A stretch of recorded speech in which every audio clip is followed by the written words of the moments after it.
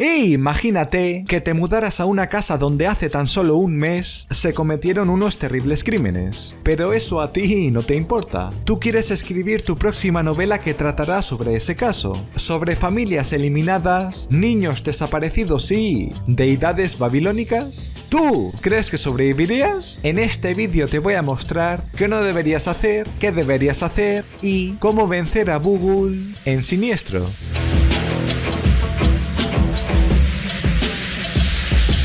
Esta es la historia de un matrimonio, Ellison y Tracy, y sus hijos Trevor y Ashley, que se mudan de casa para que el padre pueda escribir su próximo libro, ya que es un famoso escritor. Tanto que el sheriff del pueblo le hace una visita, pero no para darle la bienvenida a su nuevo hogar, sino para pedirle que se marche de esa vivienda. Allí desapareció una niña y ese es el motivo por el que Ellison ha elegido esa casa para vivir. Sus historias tratan sobre casos reales que no han sido resueltos y en ocasiones interfiere con el trabajo de la policía. Por eso el sheriff no quiere que la familia se mude. Y esto a Ellison no le importa. Su siguiente libro se basará en lo que ocurrió en esa casa, en lo que ocurrió en ese árbol. Vale, recapitulemos. Esta mudanza se produce el 2 de octubre de 2011, un día antes de la creación de estos archivos por parte del protagonista. Y la niña que se menciona en esta escena desapareció el 29 de agosto de 2011, según esta imagen. Ahora, yo os pregunto, ¿os mudaríais a una casa donde hace únicamente 35 días mataron a una familia brutalmente y su hija fue raptada?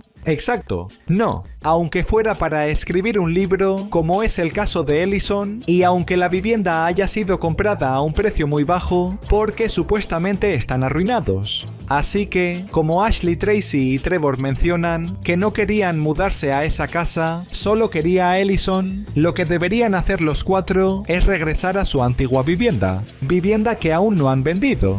Y en la otra, en el ático, Ellison sube y encuentra un escorpión que mata y una caja. Encuentra un proyector y muchas cintas de la familia que vivía allí. En concreto, aquella de la que el protagonista ha recopilado información. Aquella cuya hija pequeña desapareció. El resto murieron asesinados, sus cuerpos fueron encontrados, pero el de la niña no.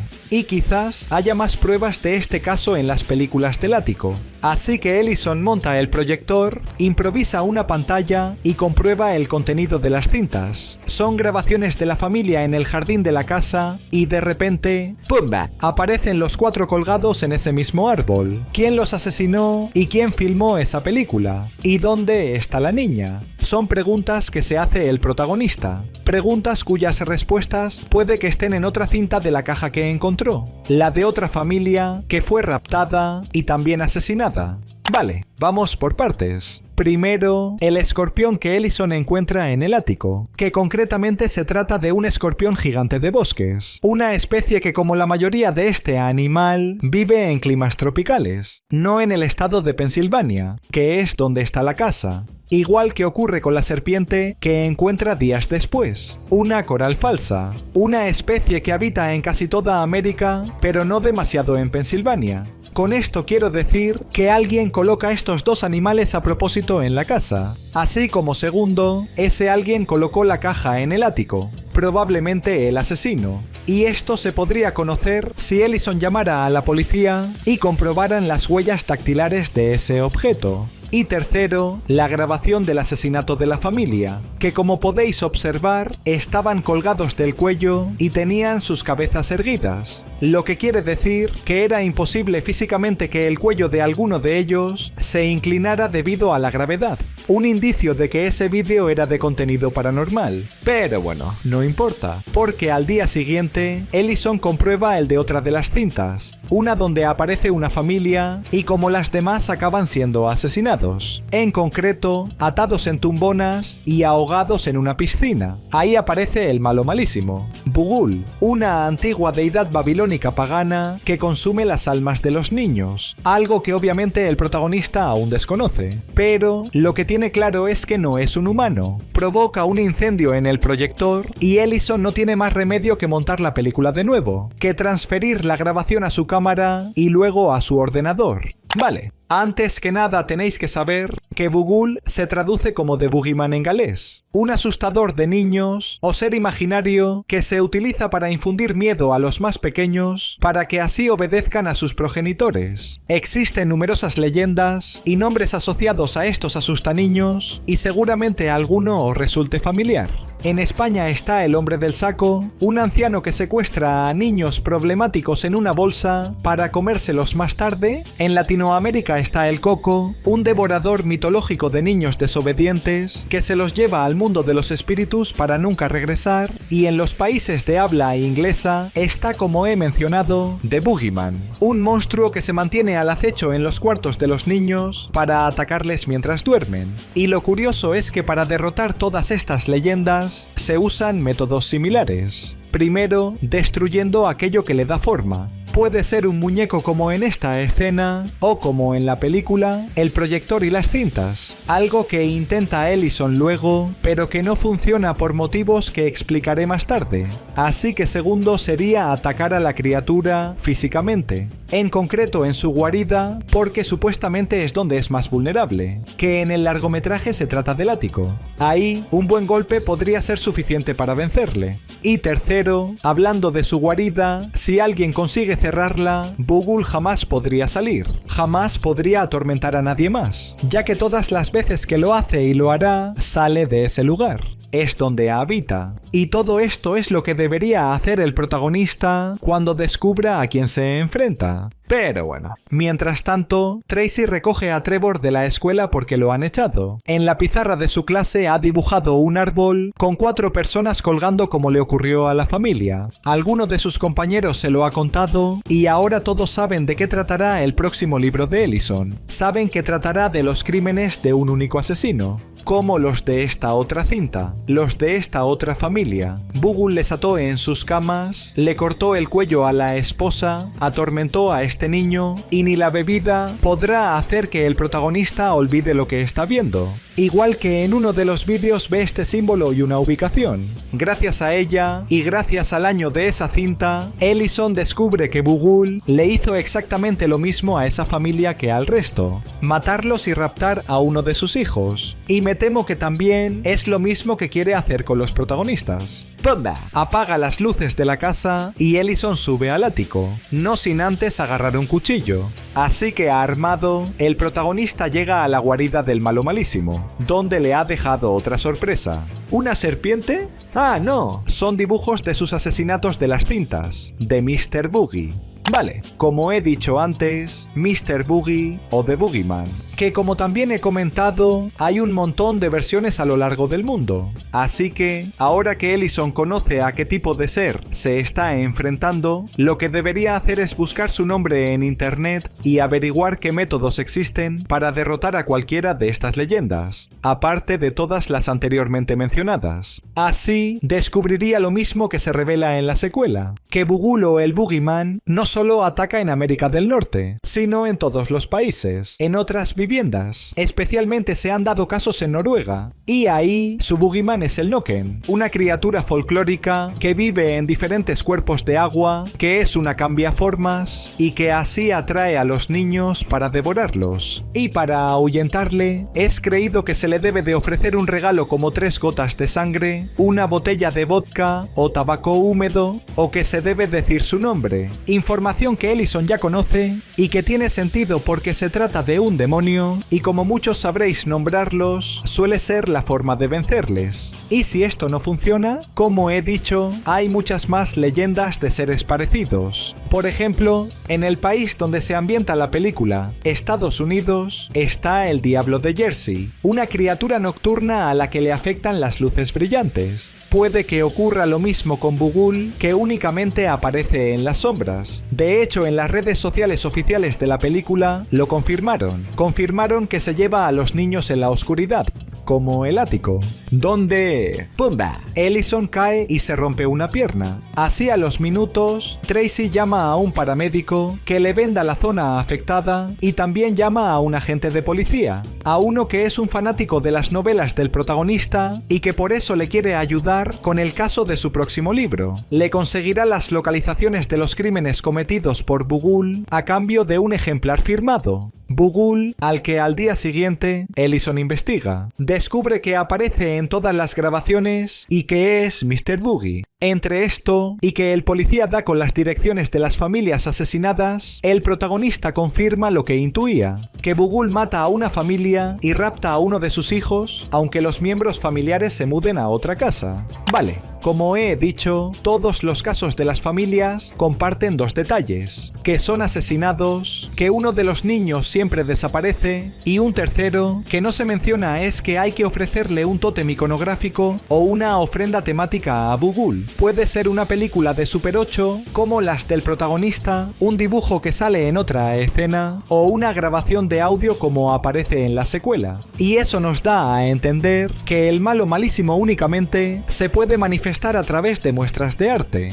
Es decir, destrozando todos estos objetos, como se menciona en la segunda película, Bughuul no podría manifestarse en el mundo de los vivos. Igual que se menciona que para invocarlo, solo se puede hacer mediante un ritual o un sacrificio. Por lo tanto, tiene sentido que para deshacer esas invocaciones, se deban destruir las ofrendas temáticas que he nombrado antes, las que aquellos que recurren a Bughuul usan en esos rituales y sacrificios. De hecho, en una escena siguiente, se confirma que los primeros cristianos destruyeron esos tótems iconográficos para cerrar los portales a los que daban vida. Y sí, como he dicho antes, más tarde Ellison quema el proyector y las cintas y vuelven a aparecer días después. El problema es que seguramente no se deshace de todo el contenido. Seguramente algún fotograma queda intacto. Y eso es suficiente para que Bughuul regrese. Pero bueno, siga, porque por la mañana el agente le hace una visita a Ellison. Ha descubierto que los asesinatos de los que les pidió información están relacionados y quiere que le cuente la verdad. Que le muestre lo que ha descubierto, incluyendo la identidad del asesino, que en las casas dibuja símbolos, que cometió su primer crimen en la década de 1960, que lo hace cada varios años, que droga a sus víctimas y que siempre las mata a todas menos a un niño al que siempre se lleva. Ante un caso tan extraño, lo mejor es que el protagonista se ponga en contacto con un profesor experto en ocultismo, Jonas, uno que le dice que los símbolos que le ha enviado Ellison por correo están asociados con la adoración de una deidad pagana de la época babilónica, Bughuul el devorador de niños humanos. Consume sus almas para sobrevivir y para conseguirlo los aleja del mundo físico y los atrapa en su inframundo, no sin antes llevar a cabo un sacrificio de sangre para invocarle. Los asesinatos de las familias. Vale, probablemente esta es la escena más relevante de la película. Es cuando Ellison descubre realmente a quién se enfrenta, a Bughuul, como menciona el profesor, una deidad babilónica. Y esto es cierto, una imagen oficial que usaron para promocionar la película lo confirma. Bughuul es el hermano de Moloch, el antiguo dios cananeo que sacrificaba niños. Bughuul los secuestraba y los llevaba al inframundo para alimentarse de ellos a lo largo del tiempo. Eso hasta que la avaricia de Bughuul hizo que le traicionara. Moloch lo descubrió y como castigo condenó a su hermano por la eternidad.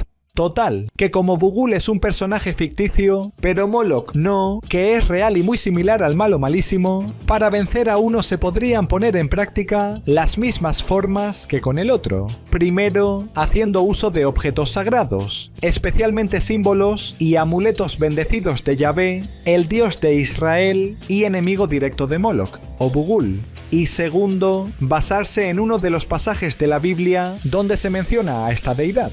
En el segundo libro de los Reyes, versículo 23:10, donde el rey Josías esparció cenizas humanas y huesos de animales impuros sobre los altares de Moloch para debilitar su poder, para profanarlos y destruirlos. Altar que en este caso es donde fue asesinada la familia en la casa, el árbol. Es decir, talarlo puede que sea la manera de derrotar a Bughuul y que no vuelva a atormentar a la familia, algo que menciona su vecina en esta escena eliminada de la película. Pero bueno, siga, porque por la noche el proyector despierta a Ellison, pero cuando llega ha desaparecido. Bughuul se lo ha llevado al ático para que el protagonista vaya a ese lugar, para que dé con los 5 niños secuestrados. Le piden que esté en silencio y... ¡pumba! Aparece el malo malísimo. ¡Pumba! ¡Pumba! Caen las cintas y el proyector. Así que rápidamente Ellison lo agarra todo y en el jardín les prende fuego. Ahora sí que quiere marcharse de esa casa, y cuanto antes lo hagan mejor. Esa misma noche, los padres despiertan a sus hijos y se alejan lo máximo posible de la vivienda. Vuelven a la casa donde vivían antes y Ellison toma la decisión de abandonar la investigación sobre su libro.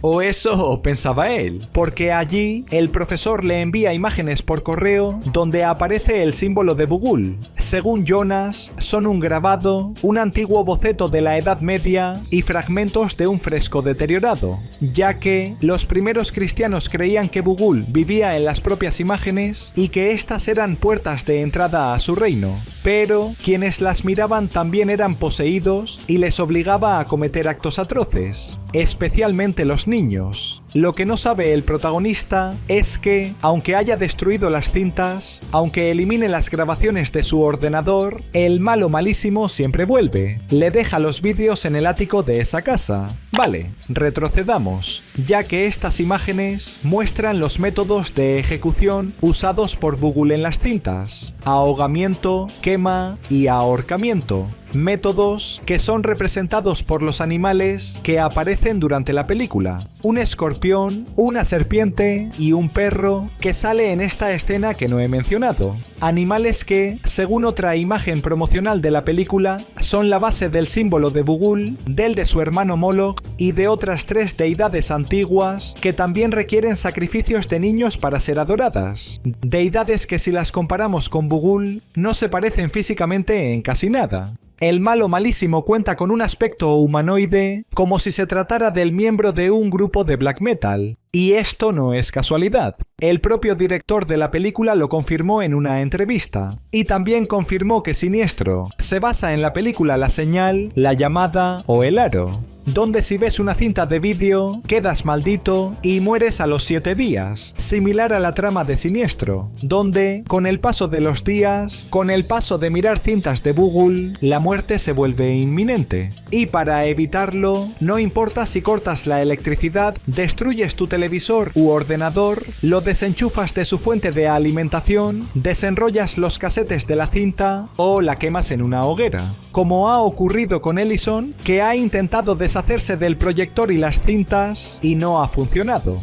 Pero lo que sí podría ser es transmitir la maldición a cuantas más personas mejor, que es como vencen a la mala malísima de El Aro. ¿Cómo se podría vencer a Bughuul? Haciendo copias de sus cintas y distribuirlas, engañando a alguien para que las vea, mostrando las grabaciones en las pantallas de un avión, en pantallas electrónicas de una ciudad, en una tienda de televisores, publicándolos en alguna red social para que se haga viral, etc. La conclusión es que puede que quizás no haya que destruir la cadena de familias asesinadas para derrotar a la deidad mesopotámica, sino alargarla lo máximo posible, ya que si ataca cada varios años y se enfoca en una sola familia, este plan daría tiempo suficiente a los protagonistas para que jamás volviera a atormentarles. Pero no, porque en el ático, Ellison descubre que las cintas son más extensas de lo que pensaba. Hay finales que todavía no conocía, igual que no conocía lo que le dice el agente por teléfono, que cuando Bughuul mata a una familia y rapta a un hijo, la nueva familia que se muda a esa casa son sus próximas víctimas al mudarse a una segunda vivienda.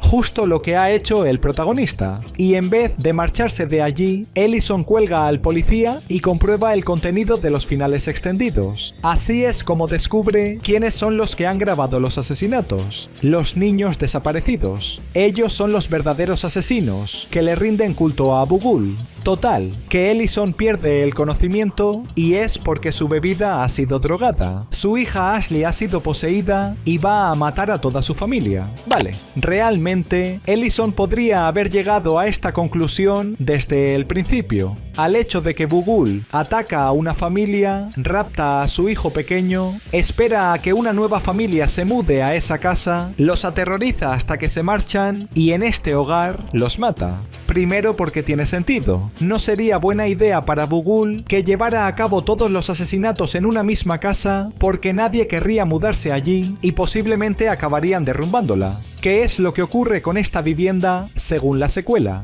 Segundo, si lo pensáis, la deidad nunca ataca a Tracy, solo a Ellison si contamos únicamente a los adultos. Y esto se debe a que él es el que está a cargo de la familia, y para que se mudaran a otra casa debía ser decisión suya. Ellison es quien debía de ser atormentado. Y tercero, no era complicado adivinar quién de los dos hijos iba a ser poseído, ya que Bughuul siempre elige al más extraño, como se menciona en esta escena eliminada, cuando la vecina habla de la niña desaparecida original. Siempre escoge al niño más diferente, silencioso, tímido, al que nadie presta atención, al más listo como se menciona en la secuela, y lo más importante, al menor de los hijos, que en esta escena se confirma que es Ashley con 7 años, no Trevor que tiene 10 años. Total, que para evitar llegar a esta situación, donde uno de tus hijos quiera matarte, lo que tendría que haber hecho la familia era mudarse más veces hasta conseguir romper la cadena de familias asesinadas. Es decir,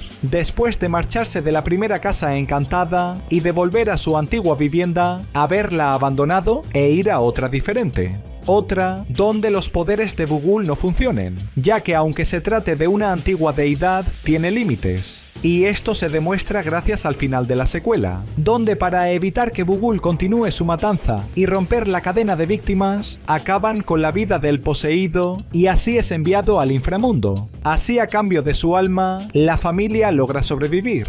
Pero me temo que para los protagonistas esto no va a ocurrir. Ya en la casa Ashley ha atado a sus padres y a su hermano y uno a uno los mata brutalmente. Así es como se convierte en un niño más de los poseídos por Bughuul. Así es como es llevada a su reino. Y por supuesto, así es como la próxima familia que encuentre las cintas será asesinada por esa deidad. Y, deidadmente, esta película ha sido vencida.